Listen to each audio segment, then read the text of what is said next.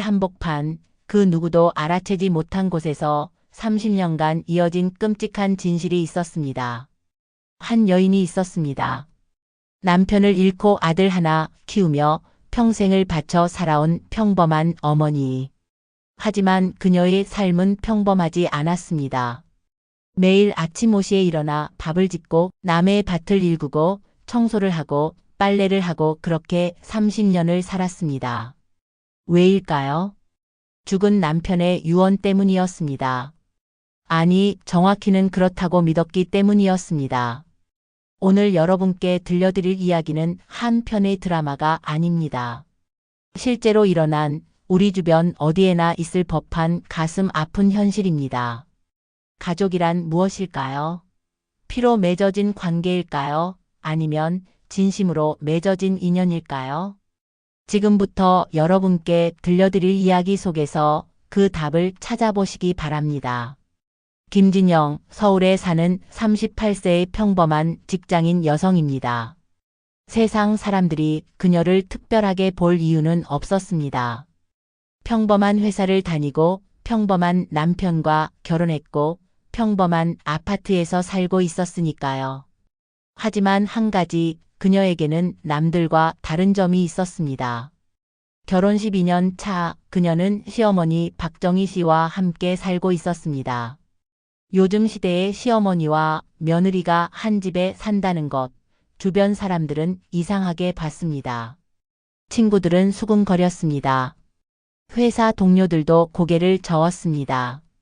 심지어 진영의 친정어머니조차 걱정스러운 눈빛을 보냈습니다. 하지만 진영은 자신 있게 말했습니다.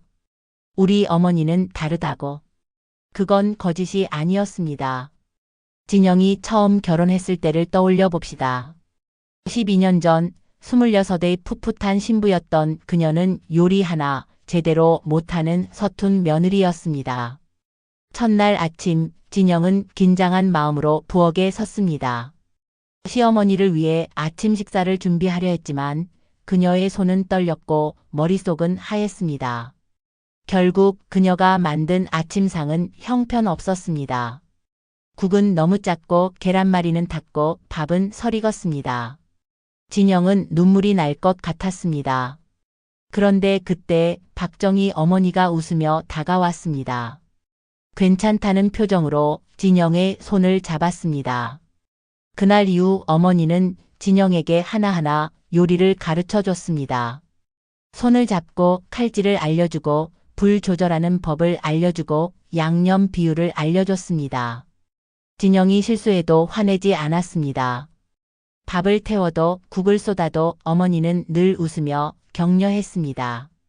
그리고 어느 날 진영이 설거지를 하다가 그릇을 깨뜨렸을 때였습니다. 진영은 깜짝 놀라 얼어붙었습니다. 하지만 어머니는 달려와서 진영의 손부터 확인했습니다. 그릇이 아니라 진영의 손을 먼저 걱정했습니다. 그 순간 진영은 울컥했습니다. 이 사람은 정말 자신을 사랑하는구나. 진영은 깨달았습니다. 시간이 흐르며 진영은 어머니와 더욱 가까워졌습니다. 아침에 일어나면 함께 부엌에서 밥을 짓고 저녁에는 함께 TV를 보며 수다를 떨었습니다. 주말에는 같이 시장을 가고 명절에는 함께 음식을 준비했습니다. 어머니는 진영에게 엄마 이상의 존재였습니다. 친구 같기도 하고 선생님 같기도 하고 때로는 언니 같기도 했습니다. 진영이 회사에서 힘든 일이 있으면 어머니는 늘 들어줬습니다. 진영이 남편과 다퉜을 때도 어머니는 진영의 편을 들어줬습니다.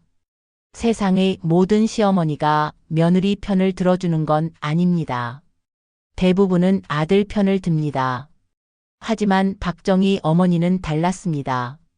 그녀는 진영을 진짜 딸처럼 대했습니다. 아니, 어쩌면 딸보다 더 소중하게 대했습니다. 어느 겨울날이었습니다. 진영이 감기에 걸려 누워 있었습니다. 열이 펄펄 끓고 몸이 천근만근 무거웠습니다. 남편은 회사에 가야 한다며 일찍 나갔습니다. 진영은 혼자 방에 누워 있었습니다. 그런데 문이 열리며 어머니가 들어왔습니다. 손에는 죽 한 그릇과 약을 들고 계셨습니다. 어머니는 진영을 일으켜 앉히고 죽을 한 숟가락씩 떠먹였습니다. 마치 어린아이를 돌보듯이. 진영은 눈물이 났습니다. 친정 어머니도 이렇게까지 해주신 적이 없었습니다. 그날 밤 어머니는 진영의 방에서 밤을 새웠습니다.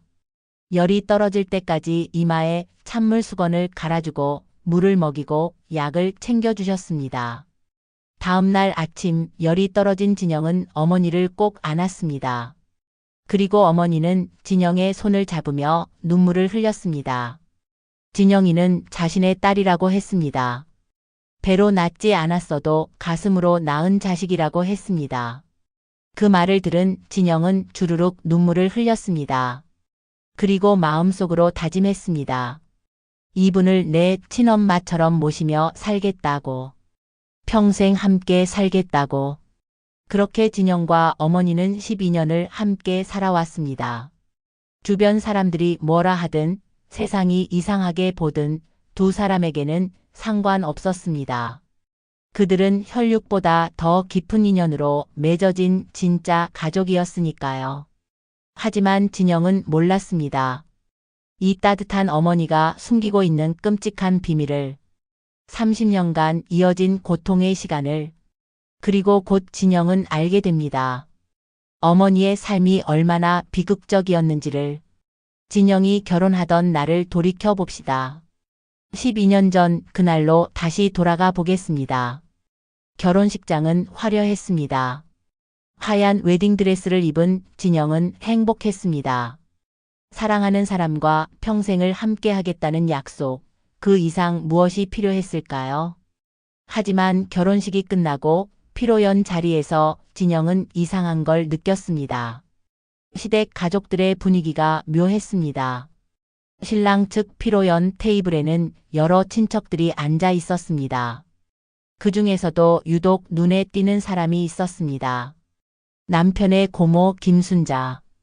60대 중반의 이 여성은 피로연 내내 큰 소리로 웃고 이것저것 지시하고 마치 자신이 결혼식의 주인공인 것처럼 행동했습니다.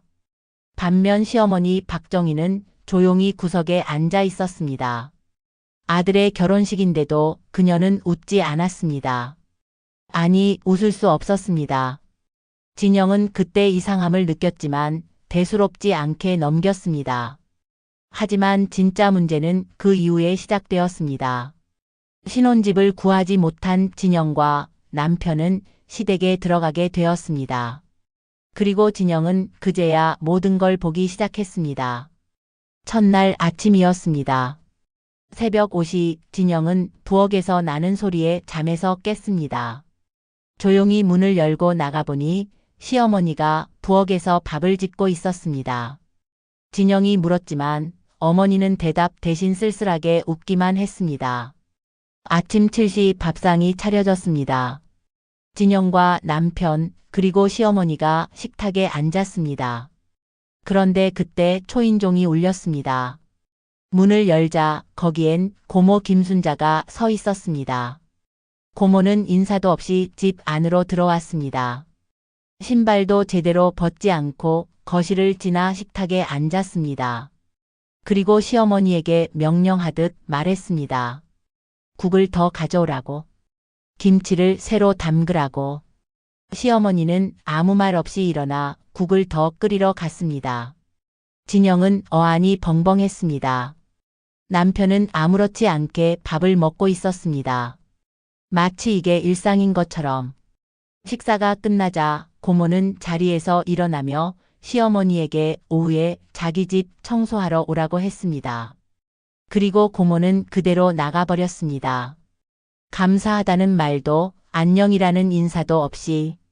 진영은 남편에게 물었습니다. 남편은 무심하게 대답했습니다. 우리 집은 원래 그렇다고. 하지만 진영은 신혼이었고 시댁의 가족 문제에 끼어들고 싶지 않았습니다. 그렇게 며칠이 지났습니다. 고모는 거의 매일 아침 7시에 왔습니다. 밥을 먹고 트집을 잡고 시어머니에게 이것저것 시키고 갔습니다. 어느 날은 청소를 시켰고, 어느 날은 빨래를 시켰고, 어느 날은 장을 보러 가라고 시켰습니다. 그리고 시어머니는 항상 고개를 숙이고 말없이 따랐습니다. 진영은 점점 불편해졌습니다. 왜 어머니는 아무 말도 안 하시지? 왜 고모님 말을 그렇게 다 들으시지? 그리고 어느 날 진영은 결정적인 장면을 목격합니다. 한여름 7월의 뜨거운 날이었습니다. 진영은 남편과 함께 고모네 집 근처를 지나가고 있었습니다. 고모네 집 앞에 도착했을 때 진영은 멈춰 섰습니다. 뜨거운 햇살 아래 밭에서 누군가 일을 하고 있었습니다. 등이 휘어진 채 땀에 흠뻑 젖은 채 호미로 땅을 파고 있었습니다. 그 사람은 시어머니였습니다. 진영은 깜짝 놀라 달려갔습니다. 시어머니는 진영을 보고 놀란 표정을 지었습니다. 마치 들키면 안 되는 걸 들킨 것처럼. 그때 집 안에서 누군가 나왔습니다. 고모였습니다. 고모는 손에 시원한 아이스 커피를 들고 그늘 아래 의자에 앉았습니다. 그리고 시어머니에게 소리쳤습니다. 김도 뽑으라고. 오늘 끝내야 한다고. 진영은 믿을 수가 없었습니다. 더운 여름날 60대 여인이 밭에서 땀 흘리며 일하고 있는데 정작 밭주인인 고모는 그늘에서 커피를 마시며 쉬고 있다니. 진영의 온몸에 분노가 치밀었습니다. 손이 떨렸습니다. 숨이 가빠졌습니다. 진영이 남편에게 물었지만 남편은 고개를 돌렸습니다. 우리 집은 원래 그렇다고 했습니다. 진영은 믿을 수 없었습니다. 자기 친어머니가 저렇게 착취당하고 있는데 아들인 남편은 아무렇지 않게 말하고 있었습니다. 그날 밤 진영은 잠을 이룰 수 없었습니다. 진영은 확신했습니다. 이건 단순한 가족 간의 도움이 아니라 착취였습니다. 30년 넘게 이어진 끔찍한 착취였습니다. 하지만 진영은 아직 몰랐습니다. 이 모든 것의 시작이 무엇인지, 어머니가 왜 이렇게 살 수밖에 없었는지, 그 끔찍한 진실은 곧 밝혀집니다. 그날 이후 진영은 어머니를 유심히 관찰했습니다. 매일 아침 5시에 일어나는 어머니. 밥을 짓고 청소를 하고 빨래를 하고 고모가 오면 고개를 숙이고 시키는 대로 따르는 어머니. 진영은 물어보고 싶었습니다. 하지만 차마 물을 수 없었습니다. 어머니의 표정이 너무 슬퍼 보였기 때문입니다. 그리고 그날 밤이 왔습니다. 새벽 2시 진영은 이상한 소리에 잠에서 깼습니다. 흐느끼는 소리. 누군가 울고 있었습니다. 진영은 조용히 침대에서 일어났습니다. 소리는 거실 쪽에서 들려왔습니다. 거실 불은 꺼져 있었고 어둠 속에서 누군가 소파에 앉아 있었습니다. 시어머니였습니다. 어머니는 두 손으로 얼굴을 가린 채 소리 없이 울고 있었습니다. 어깨가 떨리고 숨소리가 가빠졌습니다. 진영은 가슴이 찢어지는 것 같았습니다. 조용히 다가가 어머니 옆에 앉았습니다. 그리고 어머니의 등을 쓰다듬었습니다. 시어머니는 깜짝 놀라 고개를 들었습니다. 눈이 퉁퉁 부어 있었습니다. 진영은 놓아주지 않았습니다. 진영이 어머니의 손을 꼭 잡았습니다. 한참 동안의 침묵이 흘렀습니다. 그리고 마침내 시어머니가 입을 열었습니다. 어머니의 목소리는 떨렸습니다. 30년 동안 숨겨왔던 비밀을 꺼내는 건 쉽지 않았습니다. 하지만 어머니는 말을 이어갔습니다. 30년 전 박정희는 평범한 주부였습니다. 남편 김철수와 어린 아들 하나를 키우며 소박하게 살았습니다. 가난했지만 행복했습니다. 남편은 공사장에서 일했고 그녀는 식당에서 설거지 아르바이트를 했습니다. 돈은 없었지만 저녁이면 셋이 모여 밥을 먹고 주말이면 공원을 산책하고 그렇게 평범한 날들이 이어졌습니다. 하지만 그 평범한 일상은 어느 날 산산조각이 났습니다. 1995년 가을, 그날도 정희는 식당에서 일하고 있었습니다. 그런데 저녁 6시쯤 식당 주인이 다급하게 달려왔습니다. 빨리 병원 가보라고 했습니다. 남편분이 사고 났다고 했습니다. 정희는 그 자리에서 얼어붙었습니다. 손에 들고 있던 그릇이 바닥에 떨어져 깨졌습니다. 정희는 앞치마도 벗지 못한 채 병원으로 달려갔습니다. 숨이 가빠서 죽을 것 같았습니다. 가슴이 터질 것 같았습니다. 병원에 도착했을 때 이미 응급실 문은 굳게 닫혀 있었습니다. 그리고 그 문 앞에는 남편의 누나 김순자가 서 있었습니다. 정희는 달려가 물었습니다. 하지만 김순자는 고개를 저었습니다. 차갑게 늦었다고 했습니다. 벌써 죽었다고 했습니다. 그 한마디에 정희의 세상이 무너졌습니다.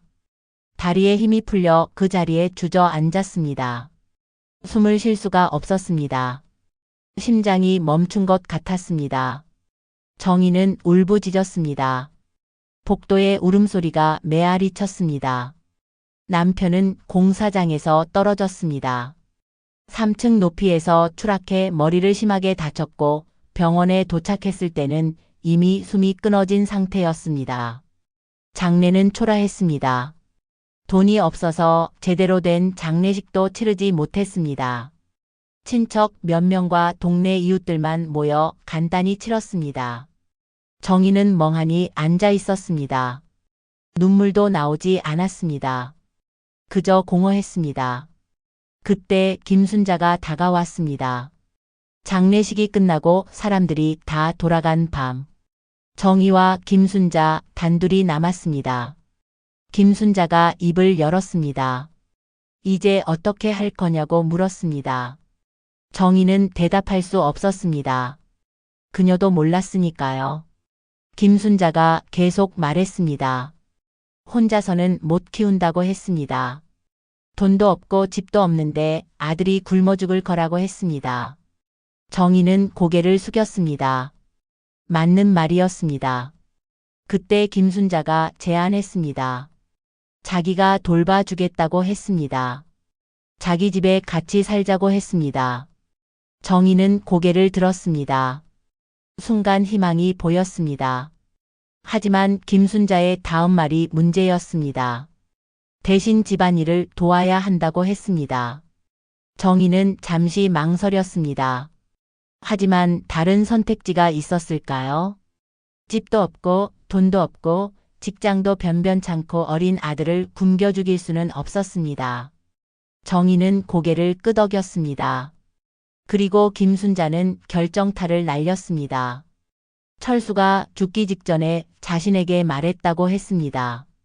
동생이 정희와 아들을 부탁한다고 했습니다. 함께 살게 해달라고 했습니다.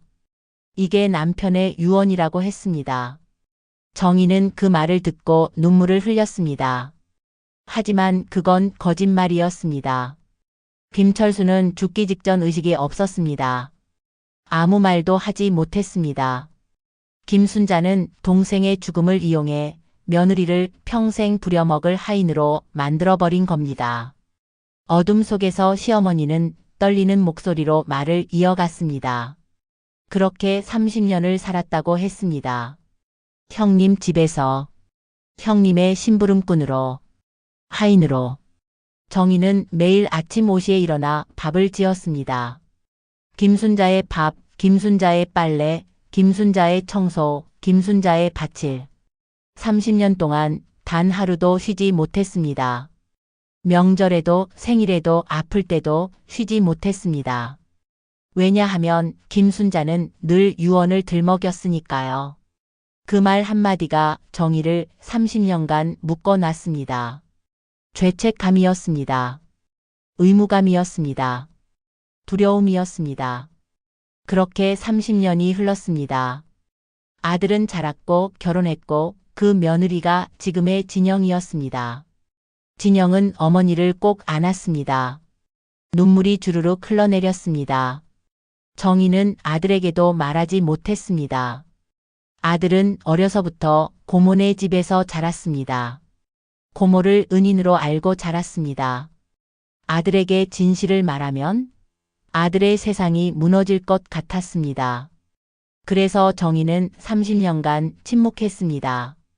하지만 이제 더 이상 참을 수 없었습니다. 한계에 다다랐습니다. 진영은 어머니의 손을 꼭 잡았습니다. 그날 밤 진영은 결심했습니다. 어머니를 이 지옥에서 구해내겠다고. 무슨 수를 써서라도 30년간 이어진 착취를 끝내겠다고.